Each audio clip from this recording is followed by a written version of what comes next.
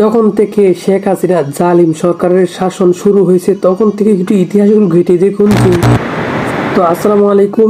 এই ভিডিওটার আগে আমি একটা লাইভ করেছিলাম, এই কোটা সংস্কার আন্দোলনকারীদের পক্ষে নিয়ে কয়েকটা কথাবার্তা বলেছিলাম।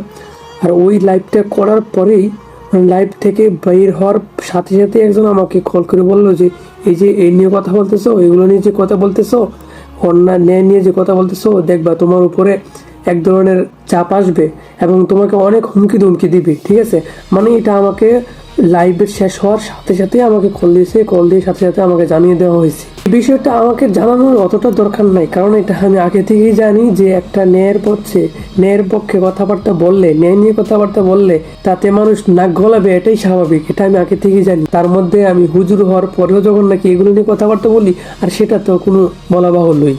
দূরের মানুষগুলা অতটা কিছু মনে করবে না। কোটা সংস্কার আন্দোলনকারীদের পক্ষে কথাবার্তা বললে অন্য গ্রামের বা অন্য জেলার কোনো মানুষ আমার এই বিরুদ্ধে দেখলে তারা কিছু মনে করবে না বা এটা অতটা সিরিয়াসলি নিবে না। যতটা সিরিয়াসলি নিবে আমার গ্রামের যারা আমাকে চিনে, যারা আমার সাথে চলাফেরা। এমনই ভাবে আমি আমাদের গ্রামের মানুষের কাছ থেকে আমি হুমকি পেয়েছি। হুমকি তো দেয় নাই, আমি যেহেতু একজন মজুর মানুষ বা আমি মাদ্রাসার ছাত্র, মাদ্রাসার স্টুডেন্ট, সেই হিসেবে সামাজিকতা বজায় রেখে আমাকে কয়েকটা কথাবার্তা বলছে।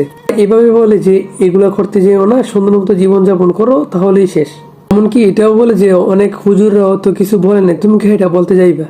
আসলে এই সব কিছুর প্রশ্ন, এই সকল প্রশ্নের উত্তর আমার কাছে আছে। আমাদের একটা সমস্যা হলো, আমাদের বাঙালি জাতির একটা সমস্যা হলো, আমরা ইতিহাস ভুলে যাই। আমরা কখন মার খেয়েছি, কখন আমরা রক্ত দিয়েছি সেটা আমরা ভুলে যাই।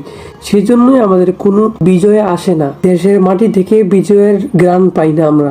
যখন থেকে শেখ হাসিনা জালিম সরকারের শাসন শুরু হয়েছে তখন থেকে একটু ইতিহাসগুলো ঘেটে দেখুন যে অন্য রাজনৈতিক দলগুলোর উপর শেখ হাসিনা জালিম সরকার, এই ডাইনি সরকার কি পরিমাণ অন্যায় অত্যাচার করেছে।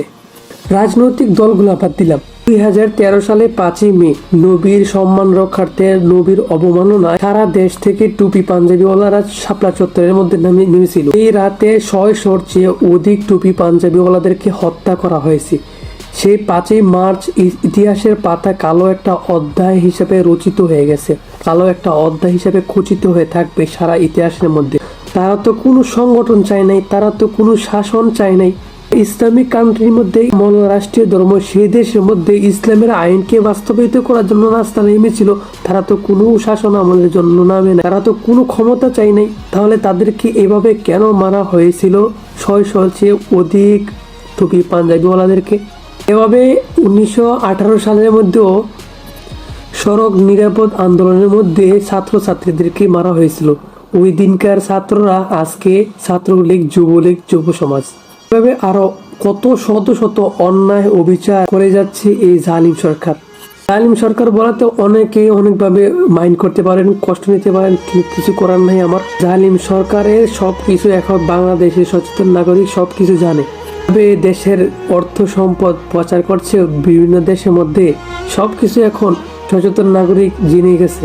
শেষ পর্যায়ে আমার একটা দুঃখ হয় যে জালিম সরকারের কিভাবে আপনারা প্রাধান্য দেন, জালিম সরকারের শাসন কিভাবে আপনারা চান।